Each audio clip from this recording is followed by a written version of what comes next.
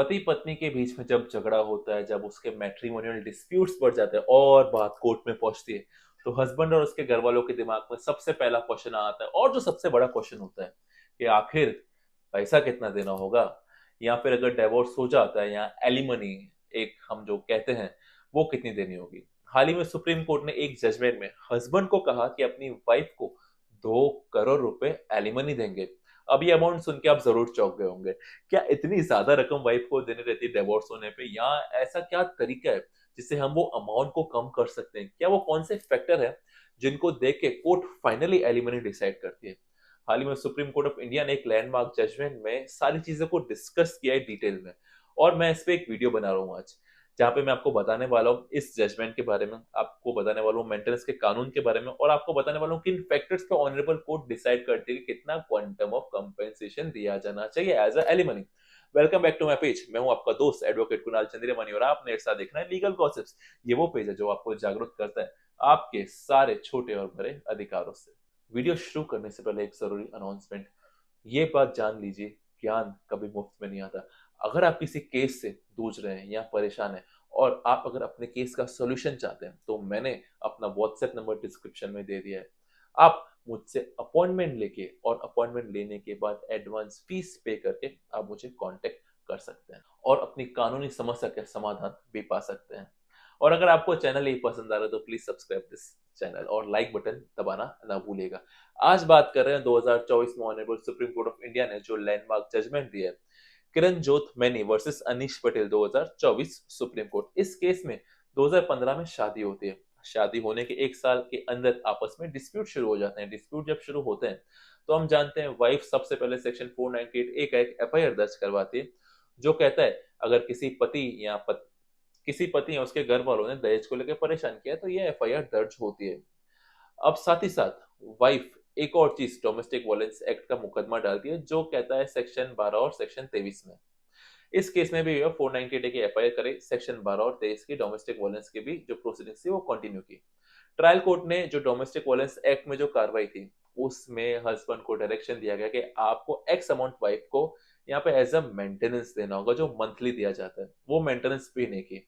जब मेंटेनेंस पे नहीं की तो अल्टीमेटली वो वाइफ पहुंची Delhi high court. Delhi high court में उन्होंने कहा कि मुझे तो किसी भी तरह का कंपेंसेशन नहीं दिया जा रहा। इनफैक्ट कोर्ट का ऑर्डर है, फिर भी पेमेंट नहीं हो रहा। तो आप काम करें, उनके बैंक अकाउंट को आप सीज कर लीजिए। तो ऑनरेबल कोर्ट ने वो अकाउंट तो हस्बैंड के सीज नहीं किए, लेकिन कह दिया कि 20% ऑफ कंपेंसेशन अमाउंट हस्बैंड को अपनी वाइफ को देना होगा। अब इन दोनों ऑर्डर से एग्रीड होके फाइनली दोनों पार्टी पहुंची सुप्रीम कोर्ट ऑफ इंडिया। अब सुप्रीम कोर्ट के पास ये मुद्दा आया कि हस्बैंड को अपनी वाइफ को कितना मेंटेनेंस देना होगा। क्या जो ट्रायल कोर्ट ने मेंटेनेंस दिया है वो सही है, उसको ज्यादा करना चाहिए या कम करना चाहिए? साथ ही साथ सुप्रीम कोर्ट को ये देखना था, जब पति पत्नी में आपस में नहीं बन रही है, शादी के 1 साल के अंदर इतनी खींचतान हो गई है, और 2015 की शादी और 2024 में है, तो क्या वास्तव में कोई पर्पस सब होगा इनकी शादी को बरकरार रखने में? इन चीजों को डिस्कस किया। ऑब्वियसली दोनों पक्षों ने अपनी बात रखी, आर्गुमेंट भी दिए, लेकिन अब जो यहाँ से डिस्कशन शुरू होता है वो आपके लिए काफी काम का है, क्योंकि सुप्रीम कोर्ट ने इस जजमेंट में कई सारे कॉन्सेप्ट्स को बताया और बताया किन फैक्टर्स को आपको ध्यान में रखना है। सबसे पहले सुप्रीम कोर्ट ने बात करी कि भाई इररिट्रीवेबल ब्रेकडाउन ऑफ मैरिज, जो कहता है कि अगर पति पत्नी में कई सालों से आपस में नहीं बन रही है, कितना भी कर लो उनके बीच में कुछ कंसिलेशन नहीं होने वाला, तो अल्टीमेटली डिवोर्स ग्रांट कर देना चाहिए। सुप्रीम कोर्ट ने भी यही कहा।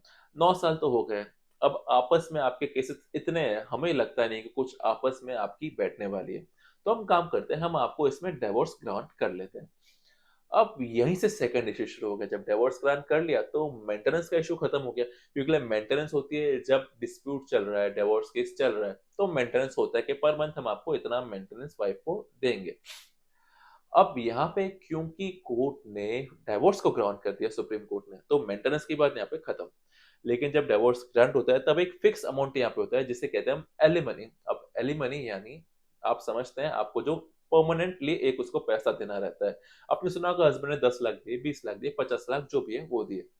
अब ये डिस्कस करना होगा कि वो अमाउंट किस हिसाब से डिसाइड होगा। सुप्रीम कोर्ट ने कहा कि कई सारे जजमेंट में हमने बताया है, लेकिन हमने रजनेश वर्सेस नेहा नाम का एक लैंडमार्क जजमेंट दिया था। रजनेश वर्सेस नेहा में वो जजमेंट है जहां पे सुप्रीम कोर्ट ने पहली बार कहा था अगर आप कोई भी मेंटेनेंस के एप्लीकेशन लगा रहे हैं या कोई भी किसी तरह का आप मेंटेनेंस मांग रहे हैं, तो आपको एफिडेविट लगाना होगा। अब उन फैक्टर्स को जान लेते हैं, उन फैक्टर्स को ध्यान से सुनिएगा आप जरूर, क्योंकि इन्हीं फैक्टर्स पे डिसाइड होने वाला है कि आपको अपनी वाइफ को कितना पैसा देना है। पर ये याद जरूर रखिएगा कि केस टू केस ये फैक्टर्स हमेशा चेंज होते हैं। सो ये वीडियो देख के आप इमेजिनेशन में मत चले जाना, या ये मत सोच लेना कि आपका इतना ही अमाउंट फिक्स होगा। केस टू केस डिफर हमेशा रहता है। So case to case discuss करने के लिए आप को मैंने व्हाट्सएप नंबर के लिए पहले ही कह दिया था, मैंने डिस्क्रिप्शन में अपना व्हाट्सएप नंबर डाल दिया। आप मुझसे अपॉइंटमेंट लेके प्रीपेड फीस पे करके कांटेक्ट जरूर कर सकते हैं। सो फाइनली पहुंचते हैं हम फैक्टर्स के बेस पे, क्योंकि उसी पे डिसाइड होगा कि आपको वाइफ को कितना पैसा देना होगा। सबसे पहला पॉइंट है पार्टीज का सोशल एंड फाइनेंशियल स्टेटस क्या है, आपकी समाज में क्या रिस्पेक्ट है, आप किस ओहदे पे हैं। दूसरी चीज आपको ये देखना होगा कि आपकी वाइफ या आपके बच्चे हैं तो उनकी रीजनेबल नीड्स क्या है। आप ये आपको ये रीजनेबल नीड्स चीज याद रखनी है, ना कि आपकी एक्सपेक्टेशन। तीसरी चीज क्या है, क्वालिफिकेशन क्या है, यहाँ जो आप जॉब कर रहे हैं किस लेवल का है, आप कहीं हायर लेवल पे या लोअर लेवल पे।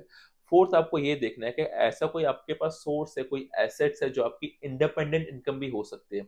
अगर आप ये प्रूव करते हैं कि आपकी वाइफ की कोई इंडिपेंडेंट इनकम है, उसके पास एसेट्स है, तो ये फैक्टर काम में आता है और आप उससे उसकी जो मेंटेनेंस है उसका क्वांटम कम करवा सकते हैं। फिफ्थ पॉइंट कोट ये देखती है कि जब शादी हुई तब उन दोनों का स्टैंडर्ड ऑफ लिविंग क्या था। ऐसा नहीं हो सकता कि हस्बैंड जो है वो बहुत रईस की तरह रहे और वाइफ ना ही रहे, तो कोर्ट को वो भी देखना होता है।